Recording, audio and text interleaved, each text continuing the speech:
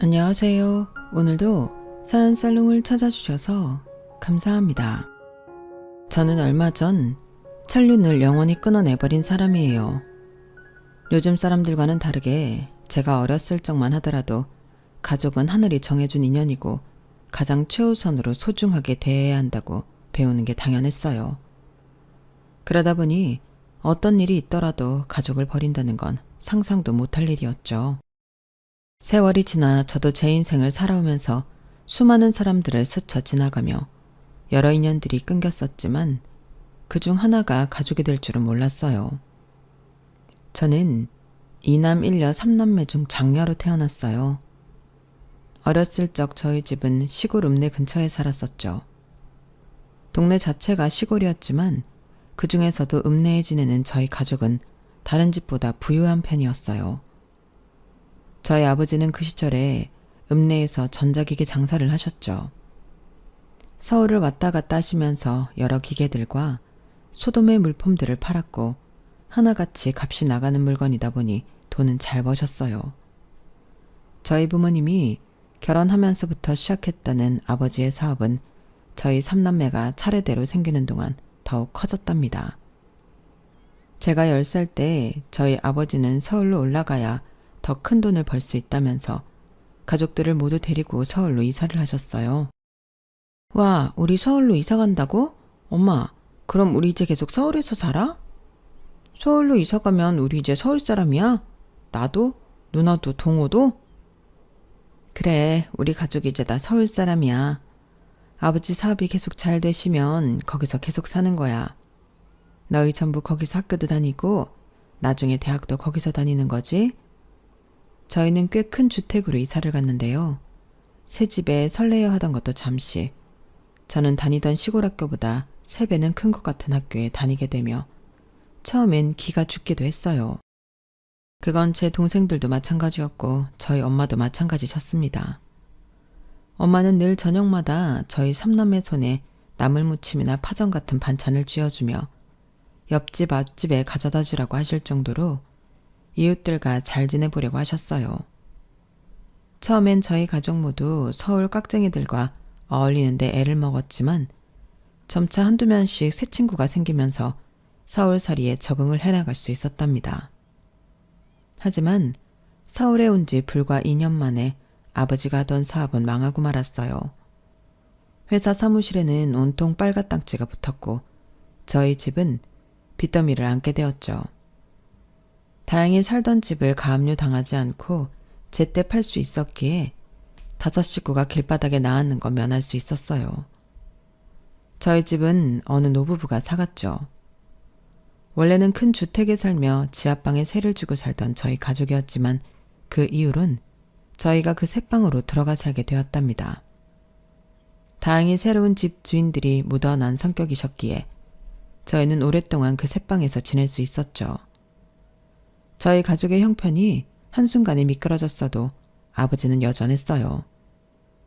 여전하다는 말은 그전과 한치 다름없이 늘 나갔다 하면 술을 마시고 술집 여자와 새벽까지 놀다가 들어왔다는 뜻이랍니다. 저희 엄마는 그런 아버지 때문에 늘 고생이 이만저만이 아니셨죠.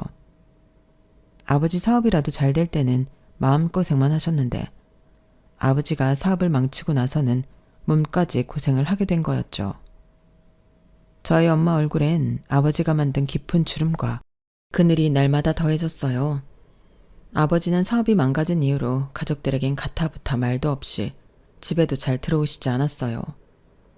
어쩌다 들어오면 독한 술 냄새와 화장품 냄새만 풍기며 잠만 주무셨죠.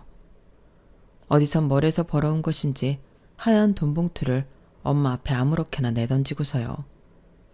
그 돈은 50만 원 혹은 70만 원, 어쩌다가는 30만 원이기도 했어요. 그 돈으로는 저희 삼남매를 먹이긴커녕 쇳돈도 낼 수가 없었습니다. 엄마는 길게 고민도 않고 무작정 근처 장에 나가 조그만 리어카에서 전을 붙여 팔기 시작하셨어요. 나중에 알고 보니 그 리어카는 집주인 아줌마한테 빌린 돈으로 마련한 거였다고 해요. 엄마는 쇳돈을 내고 자식들을 키우기 위해 같은 자리에서 눈이 오나 비가 오나 날이 추우나 더우나 꼼짝 않고 전을 부치셨어요. 엄마는 원래도 요리를 잘 하셨지만 그 중에서도 전 요리를 기가 막히게 잘 하셨거든요. 엄마는 장사를 시작하신 지 몇 주 지나지 않아 단골이 생기기 시작했고 길바닥에서 무작정 전을 부치기 시작한 지 4년 만에 시장 안에 있는 작은 가게를 얻어 들어갈 수 있었어요. 1층과 반지하, 그 중간 어딘가에 속한 엄마의 전집을 우리 삼남매는 학교를 마치고 오면 누가 먼저랄 것도 없이 와서 쓸고 닦고 꾸며주었죠. 그렇게 작지만 깨끗하고 아늑한 저희 엄마의 전집이 오픈할 수 있었어요. 그리고 엄마는 가게를 오픈하자마자 저희 삼남매를 쫓아내셨습니다. 너 이제 여기 그만 와. 자꾸 다니지 말고 학교 끝나면 집에 가서 얼른 숙제해. 그럼 엄마 계산은 누가 하고 음식은 누가 갖다 줘? 우리가 할게. 그래, 누나랑 내가 할게. 됐다. 내 가게인데 내가 하면 되지. 누굴 시켜? 누가 니들 보고 장사하래? 엄마가 이걸 혼자 어떻게 다 해. 나 학교에서 쉬는 시간에 숙제 이미 다 하고 왔어.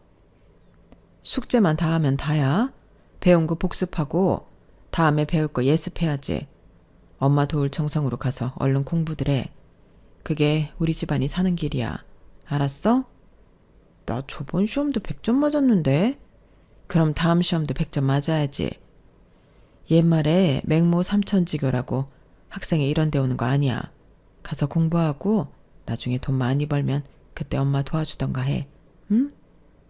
엄마는 저희를 다시 집으로 돌려보냈고 저희는 엄마 말씀대로 각자 열심히 공부를 했어요. 엄마의 손이 늘 기름에 데인 상처투성이라는 걸 기억하고 고운 사모님 손이었던 엄마의 손끝이 다 뭉툭해지는 걸 기억하면서요. 그래서였는지 저는 늘 좋은 성적을 받을 수 있었습니다. 진로를 고민할 시기가 왔을 때 처음엔 의사가 되고 싶다는 꿈을 꾸었지만 저희 집 형편에 제가 아무리 공부를 잘해도 의대를 진학하는 건 무리일 것 같더라고요. 그래서 대신 약사를 선택했습니다. 약대에 들어가 아르바이트를 하며 공부를 했죠. 졸업 직후엔 첫 직장으로 유명한 제약사에서 일했지만 몇 년 뒤엔 거기서 모은 돈으로 제 명의의 약국을 차리게 되었답니다. 둘째 남동생도 저만큼 치열하게 공부했어요. 사실 둘째는 저희 삼남매 중 가장 좋은 학교를 들어갔죠. 이름만 대면 다 아는 그런 학교에 무려 장학금을 받고 들어갔어요. 그리고 그곳에서도 대학 학비보다 더 많은 장학금을 받은 만큼 좋은 성적을 유지했죠. 결국 4학년이 끝나기도 전에 대기업을 들어가게 되었고요. 반면 막내 남동생은 저희 둘과는 조금 결이 달랐어요. 그렇다고 성적이 나빴다는 건 아니었고 늘 중상위권을 유지하긴 했죠. 다만 저와 둘째 때문에 자꾸 기가 눌리는 것 같았어요. 저희야 워낙 도끼로 똘똘 뭉친 사람들이지만 막내는 조금 유약한 면이 있었거든요. 적성도 공부 쪽이 아닌 것 같았고요. 그런 막내를 둘째는 늘 몰아세웠고 저는 늘 다독였어요. 동호 너 어제 모의고사 끝나고 세영이랑 노래방 갔어? 학교 끝나고 잠깐만 다녀온 거야. 모의고사를 학교가 일찍 끝나서. 근데 왜 도서관 갔다 왔다고 했어? 누나가 너 시험 끝나고 친구랑 노래방 간 거 가지고 뭐라고 하는 것도 아닌데. 누나는 그렇지. 형이 알았으면 또 한 소리 들었을걸? 아니 꼭 그렇지 않더라도 오늘은 도서관 다녀온 거 맞아. 나도 괜찮은 대학 가야지. 장학금도 받고. 형 눈치도 보지 마. 그냥 너는 너 하고 싶은 거 하고 살아. 뭘 하든 밥벌이만 하면 돼. 형도 그거 걱정해서 그러는 거야. 이제 누나랑 형이 둘 다 돈 버니까 너는 그냥 너 하고 싶은 거 해. 말은 그렇게 했지만 저는 사실 둘째가 막내가 아버지를 닮을까봐 두려운 마음에 잔소리를 하는 걸 알고 있었어요. 솔직히 저도 그런 걱정을 내심 품고는 있었고요. 막내는 우리 중 혼자 아버지를 판박이처럼 닮은 외모를 가졌고 또 아버지처럼 사람을 좋아하고 잘 다루는 면이 있었거든요. 게다가 TV에 나오는 가수들의 노래나 춤도 곧잘 따라하는 게 음주 가무를 좋아하는 아버지랑 겹쳐서 보였던 것도 사실입니다. 물론 막내는 어려서부터 술, 담배하는 못된 아이들과는 거리가 먼 순박한 아이였기에 저는 애써 불안한 마음을 외면하고 지냈던 거죠. 저와 둘째의 걱정과 달리 막내는 애들을 가르치는 선생님이 되겠다며 본인의 진로를 정하고는 사범대학을 들어갔어요. 3년 동안 학교를 성실히 다니던 막내는 교생 실습을 마치고 돌연 선생님을 한다고 하더군요. 본인은 바리스타가 되겠다면서요. 당시 저와 둘째는 커피 타는 일로 무슨 돈이 되게나 싶어서 막내를 며칠 동안 붙잡고 말렸는데요. 커피야 학교 선생님 하면서 틈틈이 취미로 만들면 되지. 굳이 그걸 관두고 해야 할 이유가 있어? 학교 선생님들은 방학도 있잖아. 방학 때만 만들면 되지. 누나, 그게 문제가 아니야. 그냥 나는 선생님 못할 것 같아서 그래. 교생 실습하면서 실제로 학교에 있어 보니까 확실히 알았어. 나는 그 일 못해. 야, 나는 뭐 처음부터 회사 생활 잘한 줄 아냐? 누나는 처음부터 잘했을 것 같아? 다 하다 보면 짬이 생기고 그러다 보면 느는 거지. 뭘 해보지도 않고 지레 겁부터 먹어. 몇십 명이나 되는 애들을 나 혼자 상대해야 한다고. 애들만 상대하는 거면 괜찮을지도 몰라. 선생님들끼리도 하루 종일 사람한테 치이면서 사는 거야. 나는 진짜 못 버틸 것 같아. 그럼 몇십 명 되는 손님은 어떻게 감당하게? 너보다 한참 어린 학생들도 감당을 못하겠다고 있으면서 성인들은 어떻게 감당하겠다는 거야? 서비스직, 영업직에서 일하면 진상들 얼마나 많이 만나는 줄 아냐? 그런데 이때 저희 엄마가 유일하게 막내 편을 들어주셨어요. 나 돌아. 얘도 다 생각이 있으니까 그런 결정을 내렸겠지. 아니, 얘가 뭘 모르니까 그러는 거지. 엄마는 동우도 자기 학비 자기가 다 벌어다 보태내다. 그러면서도 간간히 장학금도 받고 자기 몫은 다 하는 애니 놔둬라. 둘째는 엄마의 말에 아무 말도 못하고 짜증을 내며 밖으로 나가버렸어요. 저도 그때는 도무지 막내의 편을 들어줄 수 없었죠. 단지 엄마가 그만하라고 말리니까 그 말을 들었을 뿐이었어요. 엄마만 아니었으면 아마 몇 날 며칠이고 더 막내를 말렸겠죠. 하지만 엄마 말을 들어보니 막내가 애도 아니고 자기 의지가 확고한 성인인데 계속 떠들어봐야 무슨 소용이 있겠나 싶더라고요. 결국 저는 막내에게 그저 열심히 잘해보라고 응원할 수밖에 없었죠. 막내는 선생님이 되지 않겠다고 했지만 그래도 대학교는 졸업까지 마쳤어요. 그리고 그 이후부터는 이런저런 일을 하며 악착같이 돈을 모으기 시작했죠. 그 무렵은 저도 둘째도 차례대로 결혼식을 올리고 막 가정을 꾸려나가기 시작했을 때라 정신이 없었어요. 각자의 위치에서 자리 잡은 저와 둘째는 남은 가족들이 편하게 지낼 수 있도록 엄마의 전집 근처에 막 재개발한 동네에 있는 20평짜리 아파트를 하나 마련해 주었습니다. 더 큰 집을 구해드리고 싶었지만 엄마가 크게 말리시기도 했고 가정을 막 꾸릴 때라 금전적 여유가 크지 않았기도 했어요. 그리고 신혼 초 몇 개월이 지나자 일도 집안일도 바빠지기 시작하면서 친정에 자주 들르지 못했던 것 같네요. 제가 어쩌다 한 번씩 친정 새 아파트에 갈 때마다 막내는 집에 없거나 아님 세상 모르고 곤히 잠들어 있었어요. 막내 방의 책상 위에는 각종 커피 원두가 담긴 병과 인테리어 자료들이 엄청나게 쌓여 있었죠. 처음에 막내의 꿈을 반대했던 게 미안해질 정도로 열심히 사니 저는 갈 때마다 막내의 책상 위에 소정의 용돈을 올려놓고 오곤 했죠. 그렇게 고생하던 막내는 결국 5년 만에 정말로 자기 카페를 차리게 되었어요. 인테리어 공부도 열심히 하더니 카페를 정말 예쁘게 꾸며놓았더군요. 심플하면서도 세련되고 아늑한 공간이었고 커피도 정말 맛있게 내렸어요. 곁들인 디저트도 맛이 일품이었죠. 당시 저는 처음 보는 신기한 커피를 내놓았는데 그게 대박이 났어요. 젊은 애들이 스마트폰으로 검색을 해가면서 찾아올 정도였으니까요. 저희 때는 커피로 밥 벌어 먹고 산다는 건 상상도 못했는데 그렇게 번듯하게 잘 될 줄은 몰랐네요. 돈을 많이 벌게 된 막내는 엄마의 전집을 리모델링 해주기도 했습니다. 막내의 카페는 어느새 저희 가족의 아지트가 되었고요. 엄마 가게 공사는 언제 끝나? 이제 거의 다 돼가나? 아니, 어제 끝났어. 원래 이런 경우가 잘 없는데 예상보다 일찍 끝내주셨더라고. 근데 아직 포스기 설치가 안 끝나서 제어프는 다음 주 목요일부터 한다고 했어. 환기도 좀 더 하는 게 좋을 것 같아서.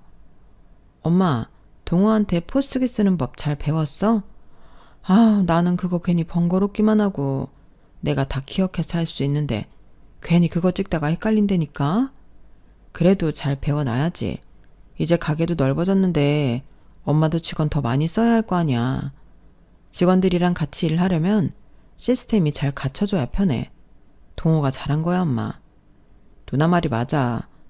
엄마 가게 안 그래도 사람 계속 많아지고 있잖아. 저번에 보니까 손님들 줄 서서 기다리더만. 여기 새로 들어선 아파트 주민들이 엄청 가는 것 같더라고. 맞아. 여기 아파트 아직 짓고 있는데 엄청 많은데 거기 입주 다 들어오면 손님이 더 늘 것 같더라고. 그래서 내가 엄마 가게랑 내 카페 전부 스크린으로 번호 찍는 기계 주문했어. 요즘은 손님들 기다리는 것도 기계에 핸드폰 번호 입력하는 걸로 다 되더라고. 야, 처남이 장모님 장사 센스를 그대로 물려받았네요. 진짜 대단한 것 같아요. 한 집안에 맛집 주인이 둘이나 있다뇨. 아유, 아니에요. 저희야 매형이 올려준 매출이 반은 되는걸요. 너무 감사해요. 홍서방이 우리 동호 카페에 자주 오는가? 네, 아침 저녁으로 거의 매일 와요. 여기 근처에 여기만큼 커피가 고소하고 맛있는 데가 없더라고요. 여기 없으면 이제 근무가 힘들 정도라니까요. 저희 밑에 애들 순찰 돌 때도 여기 엄청 와요. 직업이 경찰인 저희 남편은 마침 그 근처에서 근무를 했기 때문에 막내 카페를 자주 가는 것 같았어요. 남편 말로는 아예 서 직원들 커피를 아침마다 12개에서 15개씩 캐리어에 담아간다고 하더군요. 그렇게 저희는 각자의 사업, 각자의 가정을 온전히 잘 꾸려나가며 화목한 나날들을 보냈답니다. 앞으로도 그간 고생하면서 노력한 결과를 누리고만 살면 될 것 같았죠. 하지만 그 모든 기간 동안 저희 네 가족이 필사적으로 외면하고 있던 불편한 진실이 있었어요. 바로 저희 아버지였죠. 아버지는 여전히 계속 저희 집에 같이 머물고 계셨거든요. 사업이 망한 지 반지하 새방에 띄엄띄엄 얼굴을 비치며 돈 봉투만 던져놓고 가던 아버지는 알고 보니 노름판에서 딴 돈들을 가져다 준 거였다고 해요. 그 과정에서 질 나쁜 양아치들과 어울리며 불법 사업까지 손을 댔다고 하더군요. 아버지는 제가 대학을 입학한과 동시에 감방에 가셨어요. 무슨 험난한 일이 있었는지 알고 싶지도 않았던 저는 저희 삼남매는 아버지가 감방에 있는 동안 단 한 번의 면회도 가지 않았습니다. 엄마만 3개월에 한 번씩 가서 얼굴도 보고 돈도 넣어주고 오셨어. 아버지는 거기서 3년 동안 살고 나오신 뒤 더 이상 그 양아치 무리들이랑 어울리진 않으시는 것 같더라고요. 하지만 허구한 날 방구석에서 TV를 보면서 이따금씩 욕을 하고 술만 마시며 세월을 죽였죠. 아무것도 안 하고 저희 가족들이 다 같이 모여 있을 때도 문을 잠그고 나오질 않으셨어요. 엄마는 그런 아버지한테 별 말하지 않으시면서 매일 일 나가기 전에 식탁 위에 10,000원 한 장만 올려놓고 나오신다고 하셨죠. 아버지는 그 돈을 받으면서도 술값을 따로 지불하기 싫다며 어느 순간부터 자꾸 엄마 가게로 가서 술을 마구잡이로 마시기 시작했어요. 그러다 술에 취하면 온갖 진상을 부렸죠. 다행인지 당시 대학교 졸업 전 취업이 확정되어 여유가 있던 둘째가 매일같이 그런 아버지를 엄마 가게에서 끌어냈습니다. 이 싸가지 없는 자식이 이거 안 놔? 이 자식이 지혜비한테? 그만 진상 피고 당장 나와요. 술병 안 내려놔요? 엄마 가게에 그만 좀 들락거리라고요. 내가 이 집안 가장이야. 내 가족 가게에서 술 좀 먹겠다는데 네가 뭔데 이래라 저래라야. 아버지가 언제 가장 노릇 똑바로 했다고 그런 소리래요. 우리는 애초에 아버지 도움까지는 바라지도 않아요.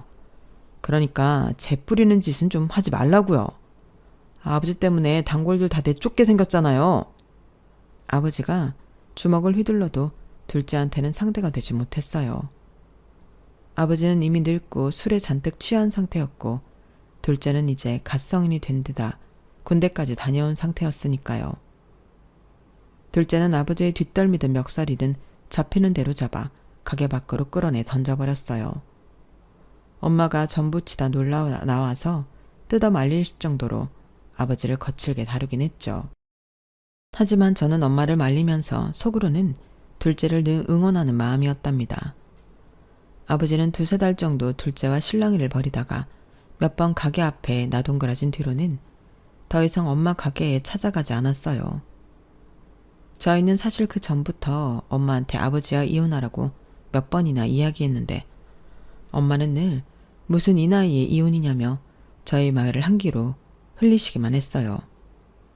엄마 땐 이혼 같은 건 원래 꿈도 못 꾸는 거였다면서요. 엄마는 아버지가 할 일이 없어서 한가해서 진상을 부린 거라면서 아는 지인을 통해 근처 오래된 아파트 경비 일을 구해다 주셨어요. 하지만 아버지는 딱 3달 뒤 아파트 주민과 시비가 붙어 싸움을 하고 잘렸죠. 그때 경찰서에 가장 먼저 도착했던 건 저였는데 저조차도 더 이상 아버지의 만행을 참을 수가 없더군요. 엄마가 어떤 마음으로 아버지한테 일을 구해다 주셨는지 몰라요? 그나마 아버지 생각하는 건 엄마밖에 없는데 어떻게 이런 짓을 저지를 수가 있어요? 자식이 술 처먹고 노상방뇨를 해대는데 그럼 내가 가만히 있어? 그렇다고 쌈박질을 해요? 아버지가 무슨 깡패예요? 저희는 합의금 한 푼도 안 보태줄 테니까 아버지가 나가서 막노동을 하든 피해자한테 싹싹 빌던 해서 해결하세요. 아무짝에도 쓸모없는 년 같은 이라고. 그러니까 시집도 어디 교통딱지나 때는 허접한 경찰한테 간 거 아니냐. 나가. 너 같은 년 도움은 나도 필요 없어.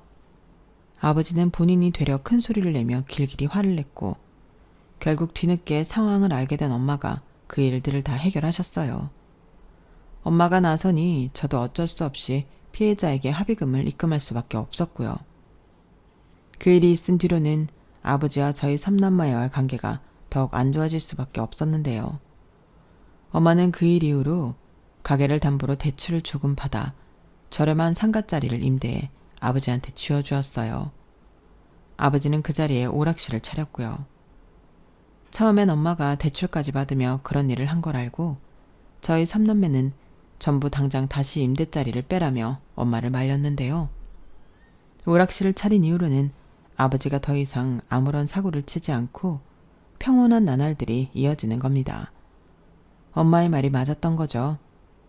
아버지의 생활이 안정되자 저희는 다시 각자의 인생을 안정적으로 꾸려가는 데 집중하며 살았어요. 그렇게 몇 년이 지나 저희 아이들이 교복을 입을 정도로 저도 나이가 들자 아버지에 대한 애잔한 마음이 조금은 생기기도 했죠.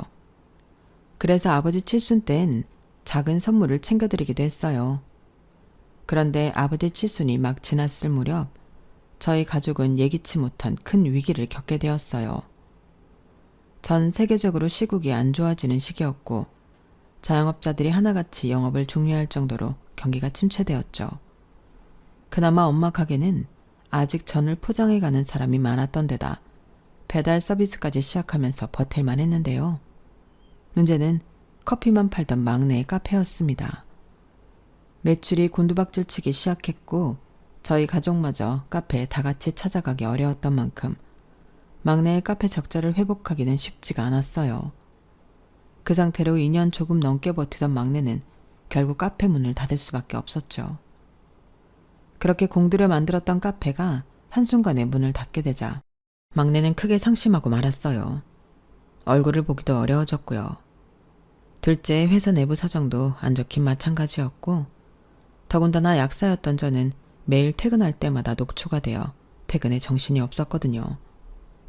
연락이라도 자주 하려고 했는데 막내는 연락이 잘 안 됐고 그나마 엄마와 연락을 하며 막내의 소식을 들을 수가 있었어요.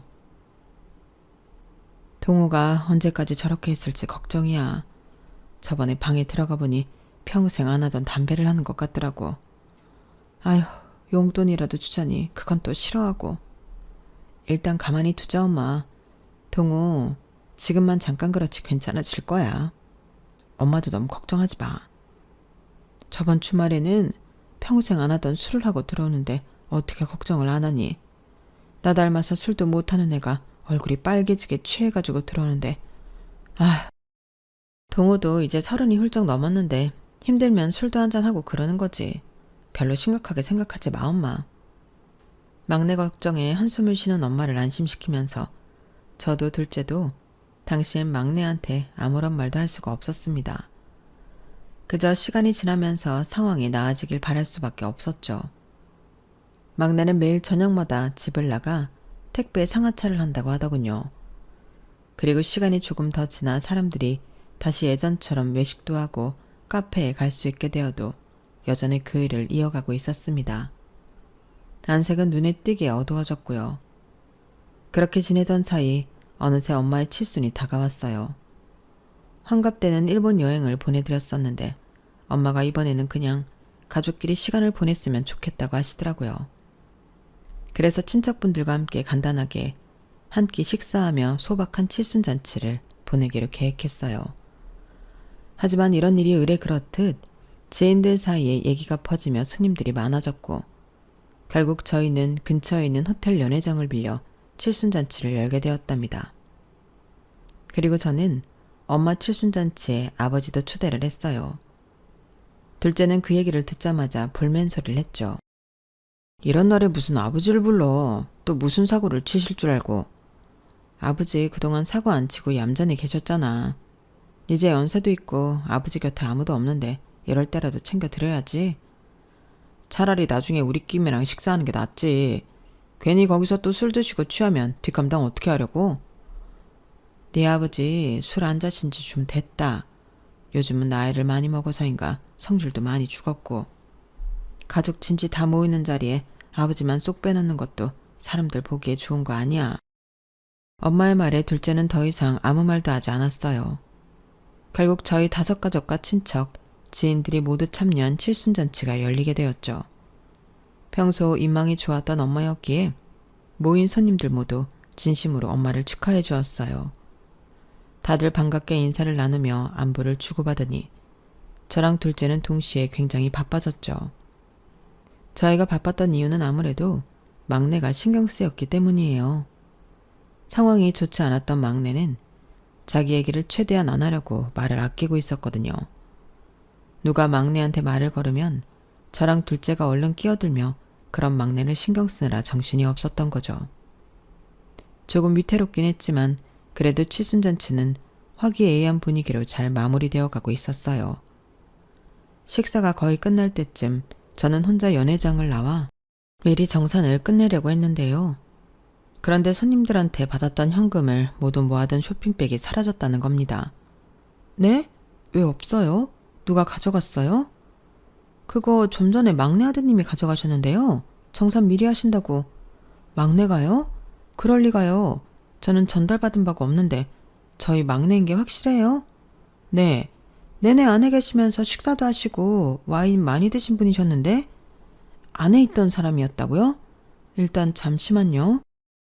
혹시 저희 애들이나 조카들이 가져간 건가 싶어 확인해봤지만 애들은 노느라 그런 쇼핑백이 있는지도 몰랐다고 하더군요. 제 표정이 심각한 걸 눈치챘는지 남편이 다가와 무슨 일이냐고 물었어요. 저는 자초지종을 설명했고 남편은 잠시 기다리라며 연회장 밖으로 나갔죠. 제가 다시 가족 테이블로 와서 앉으니 둘째가 무슨 일이냐고 물어보았어요. 손님들 현금 모아둔 쇼핑백을 누가 가져갔대. 뭐? 그걸 누가 가져가? 누가 막내 아들이라고 하고 가져갔대. 직원 말로는 여기서 계속 식사하던 사람이라 당연히 가족인 줄 알고 줬다네. 혹시 애들인가 싶어서 확인해봤는데 애들은 아니라고 하고 동호는 계속 안에 있었잖아. 그치? 제 말에 테이블에 있던 사람들이 모두 막내를 쳐다봤어요. 막내의 미간이 당연히 찌푸려졌죠. 막내가 기분 나쁜 티를 내자마자 둘째가 손을 휘저으며 말했어요. 동호가 그럼 여기 있지 어딜 가? 설마 이 소심이가 그랬을까? 아버지가 그랬으면 몰라도. 네 안에 아버지 말고 그럴 사람이 어딨어? 그냥 물어본 거야. 동호가 뭐하러 그런 짓을 해. 근데 확실히 아버지는 아니야. 젊은 남자였대잖아. 그때 저희 남편이 아까 저와 대화했던 직원과 함께 연회장 안으로 들어오더군요. 그와 동시에 연회장 문은 앞뒤로 모두 닫혔어요. 남편은 어디서 났는지 마이크를 들고선 입을 열었죠. 다들 잠시만 주목해주세요. 혹시 이만한 갈색 쇼핑백 보신 분 있나요? 쇼핑백 가져가신 분? 남편의 말에 연회장 안에 있던 손님들이 모두 웅성거리기 시작했어요. 일단 다들 자리에 앉아주시겠어요? 남편의 말에 서 있던 사람들이 다들 각자 자리를 찾아가던 그때였어요. 연회장 뒷문이 덜컹거리는 소리가 났죠. 어떤 남자가 뒷문을 열려고 했던 거였어요. 하지만 문이 잠겨있자 남자는 당황했고 순식간에 남자 직원 2명이 그 남자를 붙잡았어요. 남편은 쏜살같이 연회장을 가로질러 그 남자한테 다가갔고 손님들의 시선도 전부 남편을 따라갔죠. 그 짧은 사이 남자는 2명의 직원에게 주먹을 날리고 달아나려 했지만 순식간에 남편이 그 남자를 제압해버렸어요. 놔! 이거 안 놔? 현행 폭행범을 봤으니 못 놓습니다. 그쪽은 묵비권을 행사할 권리가 있고요. 그쪽이 하는 말은 그쪽한테 불리한 증거가 될 수 있으며 변호사를 선임한 권리가 있으세요. 알겠죠? 남편의 말이 끝남과 동시에 막내가 자리에서 벌떡 일어나더니 어디론가 후다닥 달려갔어요. 제가 반사적으로 그쪽을 보니 연회장 앞문 쪽으로 가려던 아버지를 막내가 덥석 잡더군요. 아버지, 이 와중에 어딜 가세요? 뭘 어디가? 화장실 간다. 화장실도 못 가냐? 근데 왜 이렇게 당황하세요? 뭐 찔리는 거라도 있으신 모양이에요. 막내의 말에 아버지는 아무 말도 못하고 어버버거렸고 막내는 그런 아버지를 붙잡고 남편이 있는 쪽으로 다가갔어요. 그러자 연회장 안에 있던 모든 사람들이 헉 하고 놀랐습니다. 아버지와 그 남자가 나란히 있자 2사람이 놀라울 정도로 똑같이 생긴 게 보였기 때문이었죠. 가까이 다가가 그 꼴을 본 저희 가족들은 모두 할 말을 잃고 말았네요. 굳어버린 저희 3남매 대신 남편이 그 남자에게 물었어요. 그쪽이 쇼핑백 가져갔어요? 무슨 쇼핑백? 나는 모르는 일인데? 당신 나 알아? 모르면 그게 더 문제 아닐까요? 저희 가족끼리 모여있는 자리인데요. 일단 가방 안에 있는 것부터 봅시다. 내가 왜 그래야 되는데? 당신이 무슨 경찰이라도 돼? 진짜 우리 가족 아니네. 나 경찰인 거 여기 모르는 사람이 없는데. 그러니까 방금 그쪽을 현행범으로 붙잡은 거 아닙니까? 가방 안에 또 무슨 위험한 물건이 있을지 모르니 좀 봐야겠습니다. 그 남자는 몸부림을 치며 저항했지만 지켜보던 손님들 중 몇몇 남자들이 후다닥 다가가 남편 대신 그 남자의 가방을 빼앗아 안을 살펴보았어요. 아니나 다를까 저희가 찾던 쇼핑백이 그대로 나왔죠.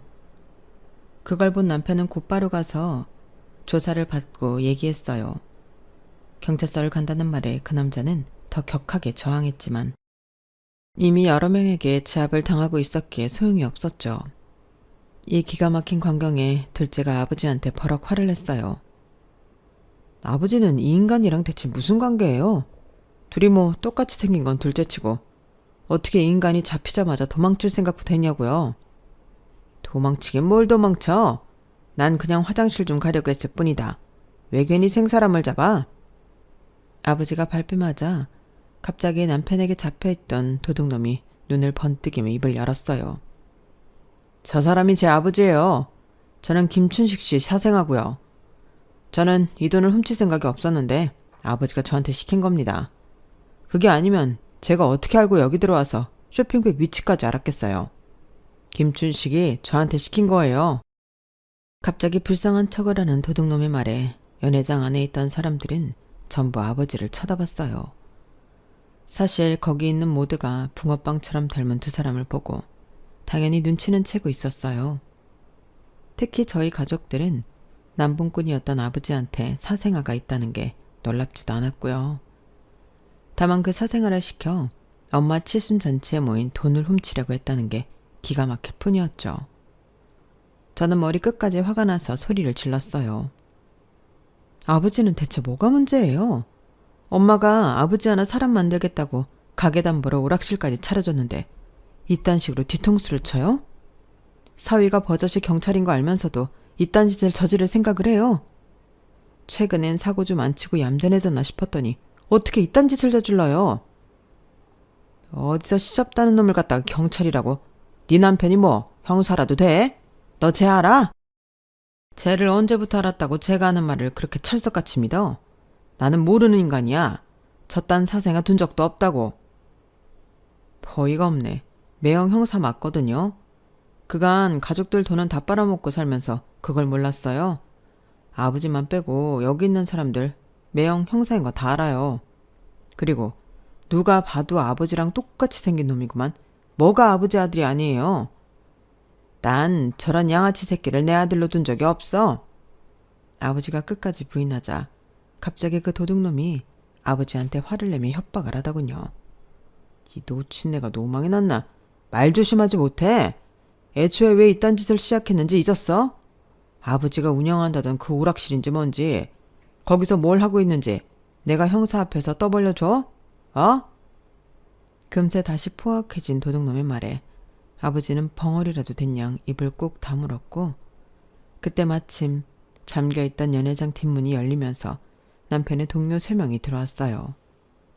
남편은 동료들과 함께 두 사람을 붙들고 경찰서로 데리고 갔죠. 손님들이 웅성거리는 동안 저는 얼른 쇼핑백을 들고 정산을 마친 뒤 서둘러 손님들을 보냈어요. 엄마의 칠순잔치는 그렇게 급하게 끝이 났죠. 그 모든 난리 속에서 엄마는 의외로 덤덤한 표정으로 계셨습니다. 괜찮냐고 물어보니 고개만 살짝 끄덕일 뿐 아무 말씀도 하지 않으셨죠. 저는 일단 엄마랑 막내를 모두 저희 집으로 데려갔어요. 순간 도둑으로 몰릴 뻔한 막내도 심적으로 타격이 있을 것 같아서 두 사람만 집으로 보내기 불안했거든요. 몇 시간 뒤 남편에게 연락이 왔는데요. 사건의 전말은 이랬어요. 막내보다 5살이나 어린 사생아는 이미 20살 때부터 폭행, 사기 등의 전과가 8개나 있었던 아주 전형적인 양아치였다고 해요. 아버지는 엄마가 마련해준 오락실에서 불법 도박장을 열어 운영하고 있었는데 큰 돈을 버는 것도 잠시였고, 당시 막 감방에서 출소했던 사생아에게 버는 돈을 족족 빼앗겼다고 합니다. 사생아는 아버지한테 경찰에 신고한다, 가족들한테 자신의 존재를 알리겠다, 가족들한테 여기가 도박장이라고 얘기해버리겠다 등등 다양한 협박을 해오면서 몇 년 동안 아버지의 돈을 탈탈 털어갔던 거죠. 시간이 지나며 도박장에서 나오는 돈이 점점 작아지자 협박에 시달리던 아버지는 마지막으로 목돈 한번 안겨줄 테니 그거 들고 가서 그만 좀 괴롭히라며 엄마 칠순잔치에 모인 돈을 훔쳐가라고 시킨 것이었어요. 자초지종을 듣고 나니 아버지한테 학을 떼게 되더군요. 저야 이미 연회장서부터 아버지에게 오만정이 다 떨어졌지만 엄마는 어떨지 걱정이 되었어요. 저는 깊은 고민 끝에 엄마한테 사실을 이야기해 주기로 결심했습니다. 그날 저녁 애들을 다 재우고 엄마랑 막내를 안방으로 불러 조용히 이 얘기들을 전부 전달했어요. 엄마는 한동안 말이 없으셨죠. 엄마, 괜찮아. 사실 아버지가 젊었을 적에 얼마나 방탕하게 살았는지 알긴 했잖아. 나는 그렇게까지 충격도 아니던데. 그치? 우리가 아버지를 모르는 것도 아니었잖아. 저는 엄마가 혹시나 충격을 받았을까봐 일부러 아무렇지 않다는 얘기를 했는데요. 엄마는 낮은 목소리로 이렇게 이야기하셨어요. 그래, 충격받을 일도 아닌 게 맞다. 그냥 내가 너무 바보 같아서 그렇지. 그딴 인간 계속 바꿔보겠다고 미련을 못 버렸던 게 네 아버지한테서 더 이상 술 냄새가 안 나길래 정말 네 아버지가 변했다고 생각했다. 내가 바보였지, 바보였어.